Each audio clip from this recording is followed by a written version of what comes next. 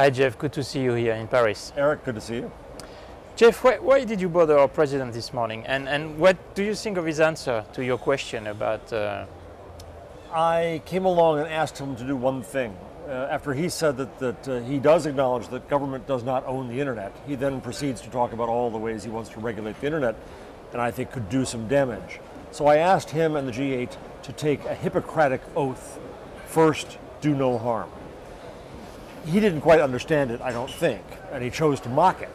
He said, is it harm to you if we protect your intellectual property? Is it harm if we protect your security and your children?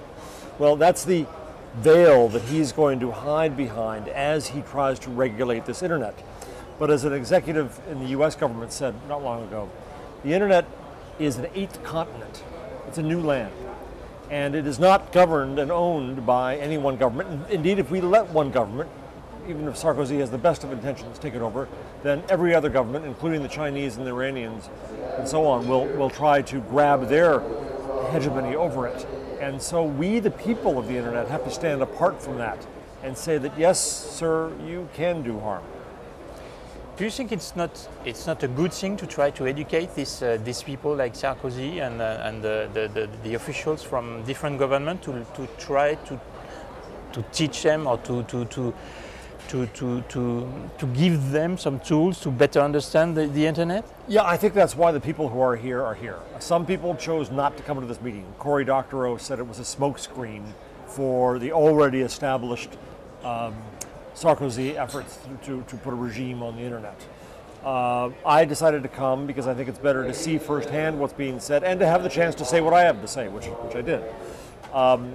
We'll see. I don't think much is going to change in Sarkozy's mind because of this meeting. And you look at who is here, and it's primarily the big companies that are owning and running the internet. You know, shame on us, the citizens of the internet, that we didn't call this meeting. I was just talking to John Perry Barlow, who we spoke with earlier, who said, well, we already have our meeting, it's called the internet. And he's right, but at some point we need to have, I believe, a set of principles to point to that say, no, you shouldn't do that, and here's why. That on the internet we have a right to connect, and when you cut off the internet, Egypt, you're violating a human right. We have a right to speak and to act and to assemble.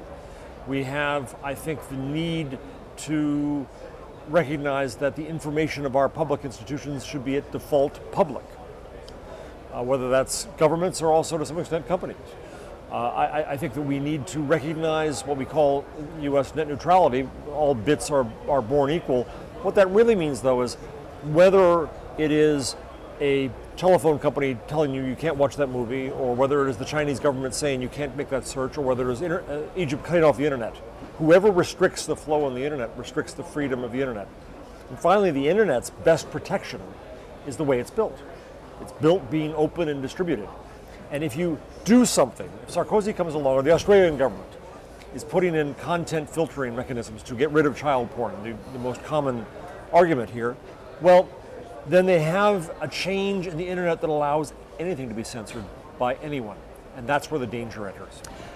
Back on the net neutrality, don't you think there is already two internet, an open internet and a managed internet? Because you have Comcast, and here we have all the big telco trying to manage the internet? I think that's why we have to have a principle to say what is an open internet. I wrote a book called La Méthode Google. I'm a fan of Google, but I was very disappointed when they did a deal in the US with Verizon, a big telephone company, in which they split up the internet into a net neutral wired internet and a controlled wireless internet. Well, there aren't two internets. There properly is one internet. And the problem with their meeting was they sat down and they cut up the Sudetenland without the people, the citizens there. And we can't allow that to happen. So yes, there are splits in the internet, and that's exactly why we've got to fight against that, because otherwise we lose the full true power of the internet that enables things like Egypt and Tunisia to happen. Last question, Jeff. Something nice about France and Paris? The weather is lovely.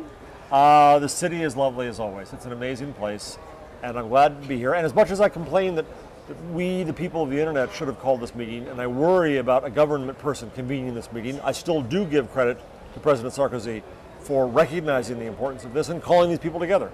And we'll see what comes of it. Thanks a lot, Jeff. Thank you, Eric. Thank you. Merci.